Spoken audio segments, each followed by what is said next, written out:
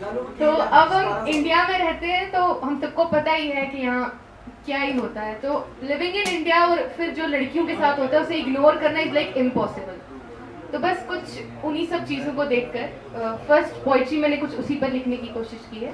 सो देखते हैं क्या लिखा है। उड़ना था उसको सबसे ऊंचा, उड़ना था उसको सबसे ऊंचा, शायद तभी बेवजह उसको मिलती थी सजा।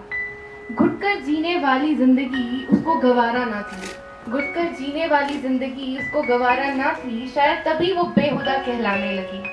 जिंदगी में नफरत के अलावा उसको सब आता था, जिंदगी में नफरत के अलावा उसको सब आता था, शायद तभी अब उसको कोई हौसला ना देना चाहता था। सवाल तो उसके हजार थे, सवाल तो उसके हजार थे, शायद यही वजह है कि सब उसको समझते बेकार थे। हर दिन हर मिनट हर सेकंड उसके साथ होती थी नाइंसाफी, हर दिन हर मिनट हर सेकंड उसके साथ होती थी नाइंसाफी। और जब वो मांगती है इंसाफ तो कर दी जाती है उसकी बेइज्जती, और जब वो मांगती है इंसाफ तो उसकी कर दी जाती है बेइज्जती। गंदी नजरें तुम्हारी होती हैं पर सर झुकाकर उसको चलना पड़ता है, गंदी नजरें तुम्हारी होती हैं पर सर झुकाकर उसको चलना पड़ता है। चलो मान लेते हैं कि वो तुमसे कमजोर है, चलो मान लेते हैं कि वो तुमसे कमजोर है, मगर 9 महीने अपनी कोख में रखकर आखिर में जन्म देती भी तुम्हें वही है, आखिर में जन्म देती भी तुम्हें वही है।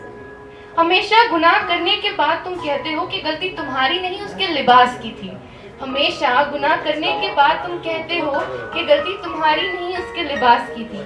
तो बताओ क्या कमी थी 8 साल की आसिफा के लिबास में, तो बताओ क्या कमी थी 2 साल की ट्विंकल शर्मा के लिबास में, तो ये बताओ क्या कमी थी उस 6 महीने की उस मासूम सी बच्ची के लिबास में। कमी उसके लिबास में नहीं, कमी तुम में है, गलती उसके लिबास की नहीं, गलती तुम्हारी गंदी सोच की है। कौन कहता है कि उड़ने के लिए पंख जरूरी है, कौन कहता है कि उड़ने के लिए पंख जरूरी है, कौन कहता है कि उसकी कामयाबी के लिए उसका लड़का होना जरूरी है, कौन कहता है कि उसकी कामयाबी के लिए उसका लड़का होना जरूरी है। ज्यादा कुछ नहीं पर एक सवाल तो मेरा भी है, ज्यादा कुछ नहीं पर एक सवाल तो मेरा भी है कि कौन कहता है वो लड़की है इसलिए खुलकर जीने का हक उसको नहीं है, कौन कहता है कि वो लड़की है इसलिए उसे खुलकर जीने का हक नहीं है।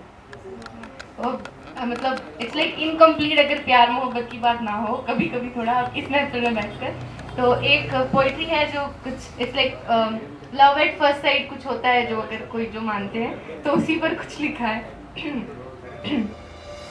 सुना था कई दफा कि पहली नजर में भी हुआ करती है खता, सुना था कई दफा कि पहली नजर में भी हुआ करती है खता, सबसे होती है हमसे भी हुई, बस यूं ही चलते चलते एक टकरार सी हुई, मेरी पलकें झुकी और उनकी उठी, यूं ही चलते चलते एक टकरार सी हुई, मेरी पलकें झुकी और उनकी उठी। फिर होना क्या था, बस यूं ही काफिला बढ़ता गया, नजरें मिलती गई और उन दिल जुड़ता गया, फिर यूं ही काफिला बढ़ता गया, नजरें मिलती गई और दिल जुड़ता गया।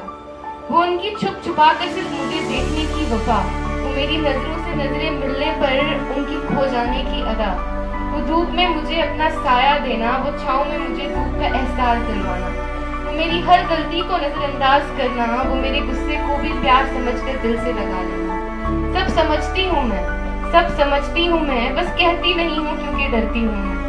डर तेरी मोहब्बत से नहीं, डर मोहब्बत से नहीं तुम्हें खोने से लगता है, डर मोहब्बत से नहीं तुम्हें खोने से लगता है, डर तुम्हारे बेइंतहा प्यार से नहीं, डर तुम्हारे मन भर जाने से लगता है, डर तुम्हारे मन भर जाने से लगता है। वो तुम कहते हो ना कि मेरी फिक्र है तुम्हें, वो तुम कहते हो ना मेरी फिक्र है तुम्हें, तो सुन लो तुम भी कि मोहब्बत तुमसे है हमें, मोहब्बत तुमसे है हमें। बस तुम बेवफाई मत करना हमसे, बस तुम बेवफाई मत करना हमसे, बाकी ये दिल तो तुम्हारा ही है, खुदा भी है गवाह इसमें, खुदा भी है गवाह।